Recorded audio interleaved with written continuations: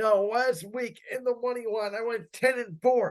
That puts me at 52-26 going into this week in best bets. We went 4 for 5, only missing New England against New Orleans. That puts us at 17 for 25, which is a good pace on the year entering week 6.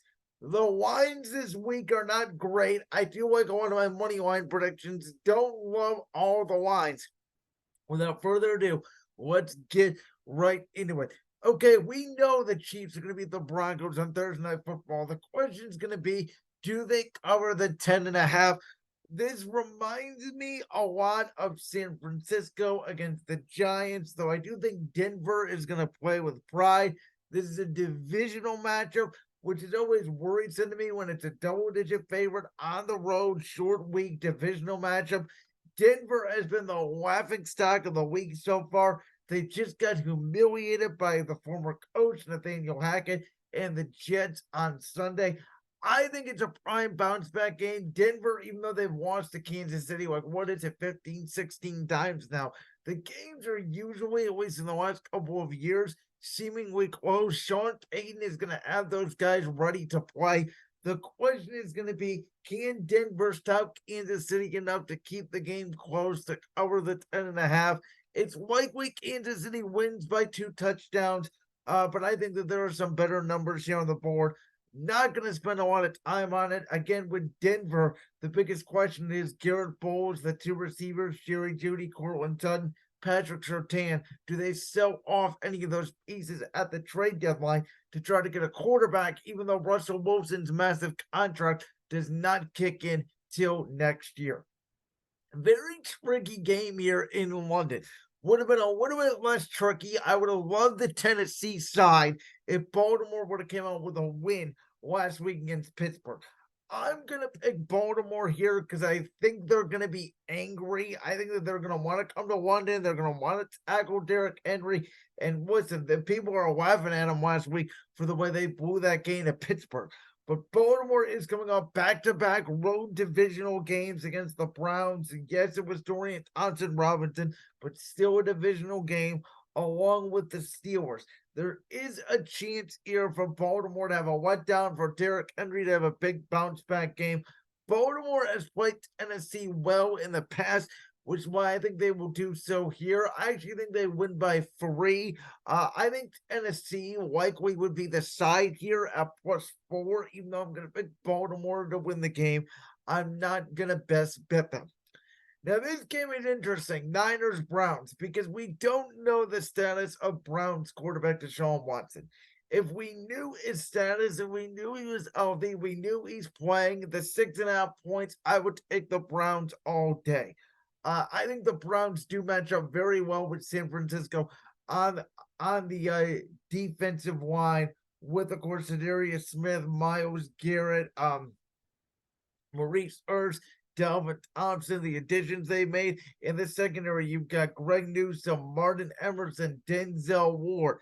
I do think the Browns roster construction can match up well with San Francisco. The question is going to be, if Deshaun Watson does not play, are they going to be able to run the football enough? Are they going to be able to stay on the field? Are they going to be able to put enough points to keep San Francisco's offense off the field?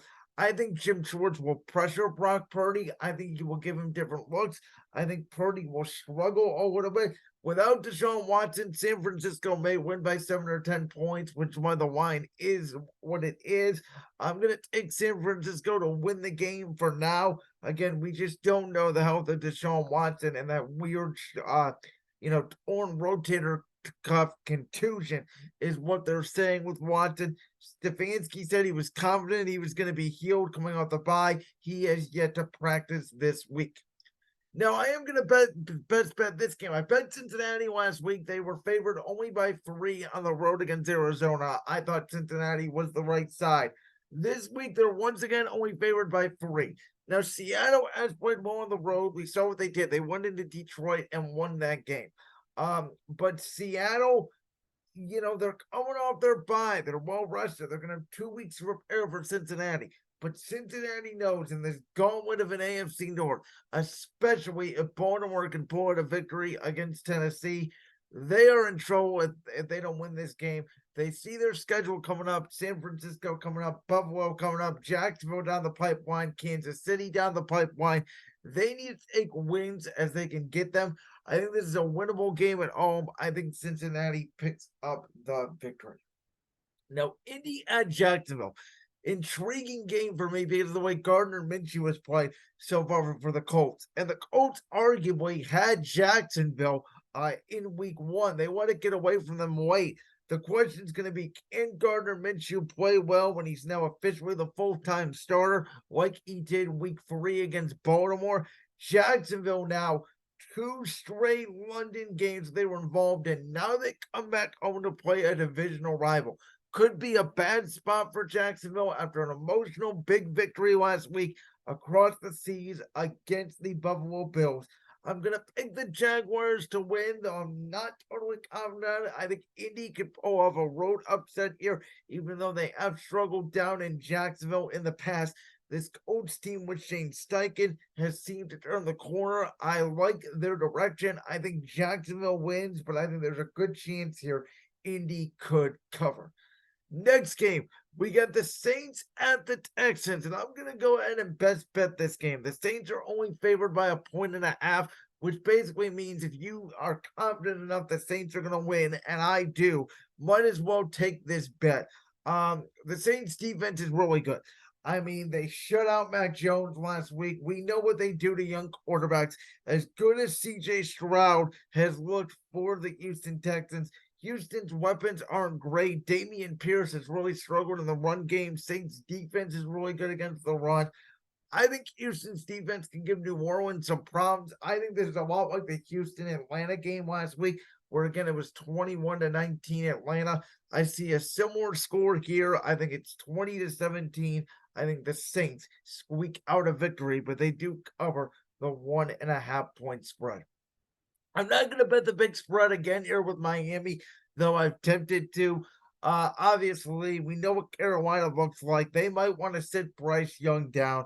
Adam Thielen's a nice receiver. He's having a really good year, but he's not a number 1 wide receiver, and we all know it. There's not a lot of separation. Carolina's offense looked bad.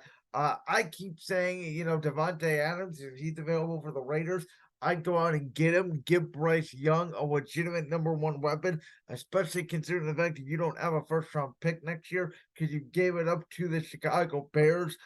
Carolina needs to get the kids some weapons. I'm not down on Bryce Young yet, but this season is looking like a disaster for Carolina. I think Miami stays at home here before their big game against the Philadelphia Eagles next Sunday night. They roll against Carolina. Next game, I'm going to best bet as well. I got the Commanders on the road, +2.5. I'm taking them as a dog over Atlanta. Atlanta did not look great against Houston last week, and yes, they're at home, but Washington got humiliated against the Bears on Thursday Night Football. When you get humiliated on television like that, the general rule is you're going to bounce back and play well the next week. I think Washington's defensive line is able to handle Atlanta's offensive line. I think Sam Howell does play well. I think Terry McLaurin gets back on track. You have Curtis Samuel there. You have Dotson. You have Logan Thomas, Brian Robinson, Antonio Gibson in the run game. I think there's enough pieces for Washington offensively here. I think they're a little bit better than Atlanta. I'll take Washington on the road +2.5. I'm also taking the Bears +2.5. to go at home and upset the Vikings. Now, Justin Jefferson is on IR for Minnesota. We don't know how that changes the Vikings offense. The Vikings season is basically seemingly over. After winning 11 one-possession games last year, they can't win one this year. There's a lot of talk of Kirk Cousins being on the trade market. Minnesota really struggling. Their defense is not as good as people would have thought with Brian Flores coming in. And now the Bears.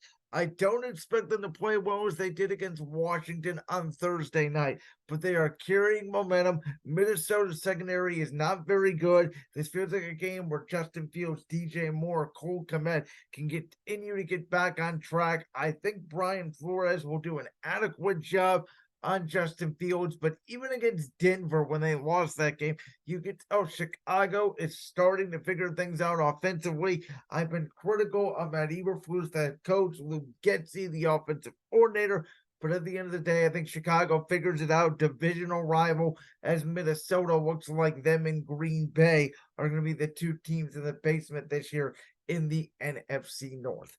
And we all thought Belichick would bounce back against the Saints. He did not. I don't know what to think of New England, but if they can't beat Vegas to me, then they can't beat anybody. We know the debacle that happened last year with Mac Jones on the last play of the game, or even with Matt Patricia. They would have beat Vegas last year. I know McDaniels is best buds with Bill Belichick, obviously. I've advocated for McDaniels to come back to New England and be the head coach of the Patriots next year because I think that's the one place where that offensive culture could fit. Mac Jones seemingly had a good relationship with Josh McDaniels, more than what he's had with Bill O'Brien and Matt Patricia. But regardless, here, I think New England, like, you got to win this game. Your next couple games coming up are Buffalo and Miami. Those are tough games. And like I said before, even if they did want to tank for a quarterback, they don't have enough weapons to do so. And I know Bill Belichick is not a believer in tanking. They have some easy potential upcoming wins later in the year with Washington, the Giants, Denver. There's Pittsburgh in there, there's Indianapolis in there, so there's some wins potentially in the schedule. You got to get them where you can get them. This is potentially one of them here. It's why I'm going to pick them against the Raiders. Now, I'm not going to best bet here, but for my survivor pool this week, I'm taking the Rams over Arizona. I think Cooper Kupp really helps this offense. I'm not a believer in Arizona. I said it a couple weeks ago. Once they got their big one against Dallas, that's it. That's probably going to be the one win they get all season. Listen, they played up for 3 quarters. They just don't have a lot of depth. They don't have a lot of pass rush. Matthew Stafford, Puka Nacua, Cooper Kupp, Kyron Williams. The Rams have enough offensive pieces. Arizona's offensive line is bad. Aaron Donald has a bounce back game after basically getting shut out against Philadelphia last week. Rams win, though I'm not going to best bet them because if you notice, I do have 4 bets in the 1 o'clock window this week: Cincinnati, Washington, New Orleans, Chicago. So I'm going to save my last bet for the 4 o'clock window. And that one being not the Lions and Bucks. I'm going to take the Lions. I'm not going to best bet them, though. I think the Lions win the game. I don't know by how much. The Lions have been very good this season offensively, though they've given up a lot of points defensively. This almost feels like a trap game for Detroit with Tampa coming off the bye. Todd Bowles, defensive-minded coach, 2 weeks to prepare for Jared Goff and that Lions offense. I think this game could turn into a shootout. Mike Evans, Chris Godwin, Sam Laporta, Amon-Ra St. Brown, who will be returning from his injury. Josh Reynolds, Jameson Williams, Rashad White, Gibbs if he's back, David Montgomery. There's a lot of good offensive pieces here for a chance for this to be a 34-31 like ball game. I think it's telling that Vegas only has Detroit as a 3-point favorite here in Tampa because they think Tampa's going to be able to put points up on the Lions. I agree here, which is why I will not best bet the game, and I would not be surprised if Baker Mayfield woke up feeling dangerous and threw the ball and Tampa upset Detroit. But at the end of the day, I think the Lions are a very good football team. They pull out the victory. I'll take Philadelphia here. I'm laying a touchdown against the Jets. Yes, I am. But Zach Wilson played well against Kansas City. Not that great of a defense. Played well against the Broncos. Not that great of a defense. When he sees Jalen Carter, Josh Sweat, Jordan Davis, Brandon Graham, Hassan Reddick, that Milton Williams, that Philadelphia front, I think he's going to be rattled. I think that they can put Darius Slay or James Bradbury on Garrett Wilson, take away the other weapons. I think Philadelphia is going to be able to get big plays over the top. Looks like Sauce Gardner is going to be on A.J. Brown. This sort of feels like a Devontae Smith game to me after he struggled last week against the Chargers. Against the Rams. Also feels like a Dallas Goedert game. I think Philadelphia gets the win by at least a touchdown. They cover the 7-point spread. And then Buffalo is favored by 2 touchdowns against the Giants, which is unbelievable. This game's going to be on Sunday night. Listen, I'm not going to hammer the Giants again. I think it's very possible Buffalo wins by 14 or more points. There's just better value here on the board than betting Buffalo minus 14, even though I think this could potentially turn into a blowout because let's face it, the New York Giants are not a very good football team, and Buffalo is going to be angry after losing to Jacksonville last week.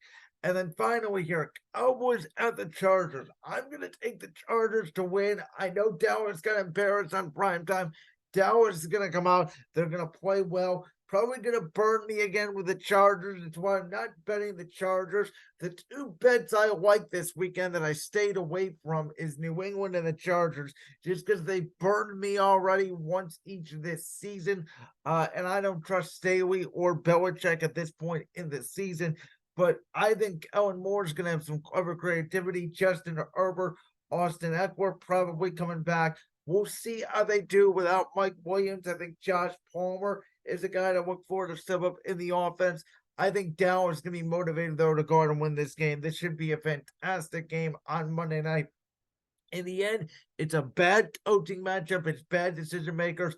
I think the Chargers are the more explosive offense, which is why I will take them to cover by a field goal. Win this thing like 30-27, and I think they'll cover the 2.5.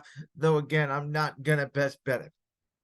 So as a recap, in the money line, I have Kansas City over Denver, Baltimore over Tennessee, San Fran over the Browns, which I may change depending on what happens with Deshaun Watson, Cincinnati over Seattle, Jacksonville over Indy, New Orleans over Houston, Miami over Carolina, Washington over Atlanta, Chicago over Minnesota, New England over Vegas, Rams over Arizona, Detroit over Tampa, Philly over the Jets, Bills over Giants, Chargers over Dallas.